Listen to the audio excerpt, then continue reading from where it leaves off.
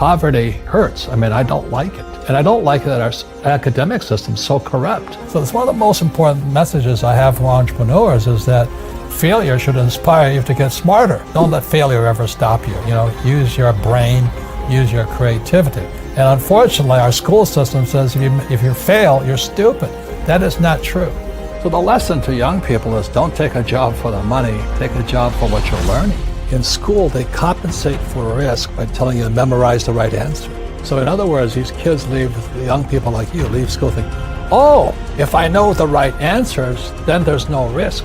And it drives old guys like me crazy. We learn from our mistakes. Mistakes are opportunities to get smarter, be humble, and take a look at something. Millennials are the most highly educated. They know all the answers, but they're afraid of doing anything. Robert Kiyosaki is a renowned author, investor, and entrepreneur who became famous for his best-selling book, Rich Dad, Poor Dad.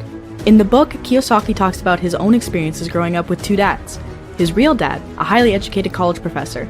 The other, his best friend's dad, a self-made millionaire and entrepreneur. Robert noticed that despite his father's hard work and dedication to his job, he struggled financially and was not able to provide the kind of life he wanted for his family. On the other hand, Rich Dad, who never finished college, was able to build a successful business and accumulate significant wealth. Success doesn't come easily, especially when the education system fails to teach the fundamentals of business and money. However, you have two choices. Use that as an excuse and remain uneducated, or rewire your brain, be open to new information, and learn how to be successful. The most important thing is change the neural pathways in your brain. And the brain is driven by your heart. And when I meet somebody with an employee's brain, they say, I want job security. I want a good pension. Does it have medical benefits? That's their brain. I can't help them. They got to rewire the brain, because the economy takes place between this year and this year. That's where the economy takes place, and in your heart and in your guts. I started playing Monopoly. I was 9 years old. Everybody's playing Monopoly, except I played it in real life. 4 greenhouses, 1 red hotel, tax-free. And if you're really going to learn to be rich, you have to learn how to sell, how to use debt, and how not to pay taxes. That's the game. Kiyosaki realized that there's a gap between the rich and the poor, and that traditional education and employment do not necessarily lead to financial freedom. What does the school system teach about money? Nothing. Our current education system is outdated and fails to focus on topics that would prove much more beneficial to students. While finances and taxes may not be as entertaining as chemistry or biology, having such knowledge would better serve most students as they move into adulthood. Today in the world, America especially, is this gap between the rich and everybody else. And I know the game of the rich. My rich dad taught me, you know it because you're the banker. The game the bankers and the rich play is different than what they teach you in school. And that's the story of Rich Dad, Poor Dad. My poor dad, PhD, stands for poor, helpless, and desperate. They don't know anything about money. And they're teaching our kids. And my rich dad was an entrepreneur who never finished school. The pieces of the puzzle and my life started to come together. The question I ask all over the world, what does school teach you about money? And the answer is nothing. And that's not a mistake. That's not an accident. I knew that, most people know that. But the way to keep the poor and middle class working hard is never teach them what the rich know. So if you read Rich Dad, Poor Dad, which came out in 1997, it's what the rich teach their kids about money, the poor and middle class do not. Many of us who have not learned about money likely share one common belief. Debt is bad and dangerous and should be avoided. There are countless stories of people who have run up their credit cards to the point that they cannot pay them off. Many people accumulate student loan debt as they try to gain an education. These people then spend much of their life desperately fighting and trying to dig themselves out of debt. However, there is good debt and bad debt. It can be a powerful tool for those who understand how to use it. Debt is a 4-letter word for most people. There are many people in my position, so-called financial gurus, who say live totally debt-free. And there's other people who say cut up your credit.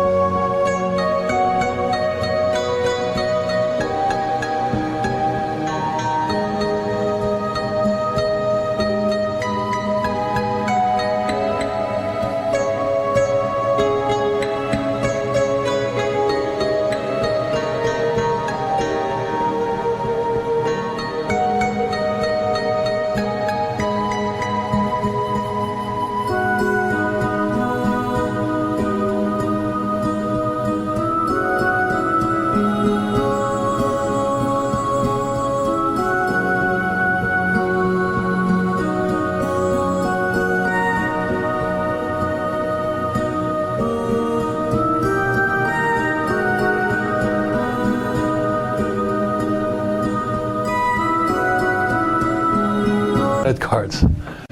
And, that's good advice for certain types of people.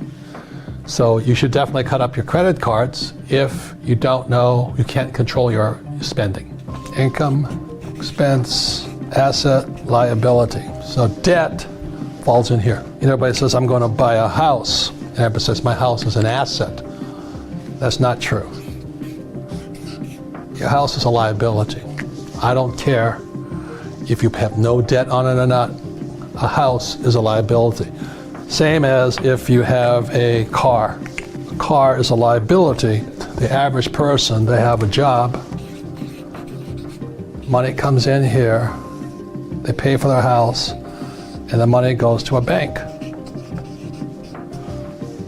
through a mortgage. So it's not an asset because the cash is flowing out. So it's a liability. So the definition of liability, does it take money from your pocket? And for an asset, does it put money in your pocket? So when I have a rental property here, it puts money in my pocket. When I rent a property, I've done a good job buying it and structuring it. Every month it sends me money. And the other thing about debt, there's good debt and bad debt, which I classify student loan debt as bad debt.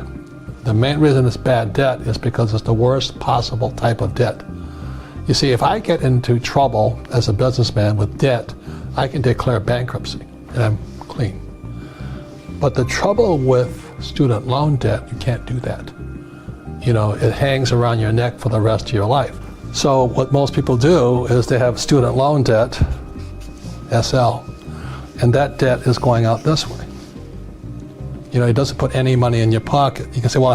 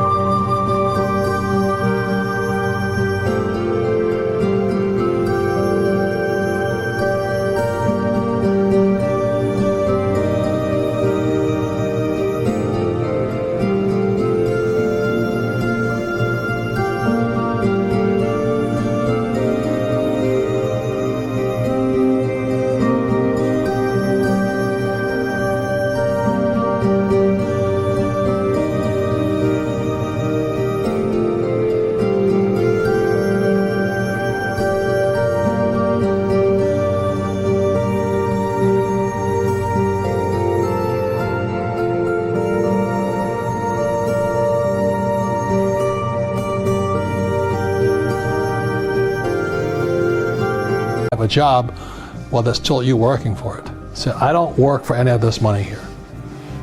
I do this job once, set the deal up. Every year I add more and more and more of it. I'm borrowing money from here. It's coming here and going this way.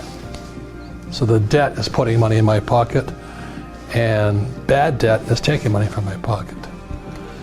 So the problem is, if you're going to use debt, you've got to be much smarter than this person here. Because you buy a piece of real estate and you make a mistake, this turns into a liability.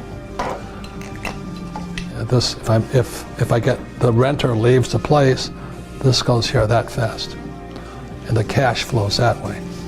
So it's nothing to do whether it's a boat, student loan debt, a house, a car, or whatever. It has to do with these two words here. If the cash is flowing into your income statement, into your pocket, it's an asset. It's good debt.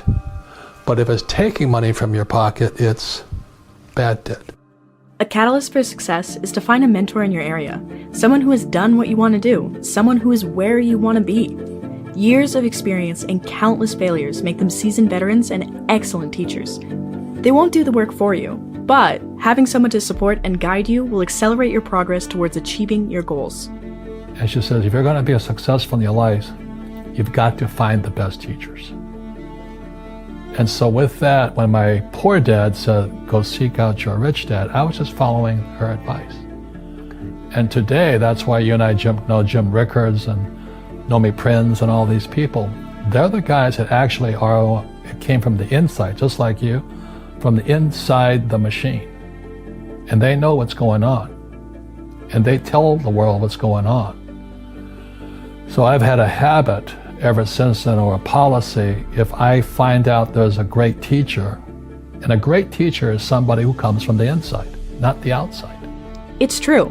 Money makes the world work. Whether you have entrepreneurial aspirations or not, financial literacy is an important subject that everyone should learn.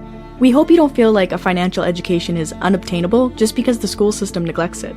Search out financial knowledge on your own. Read books. Look for YouTube videos. The resources are out there. Dedicate yourself to learning about money now, and your future self will thank you.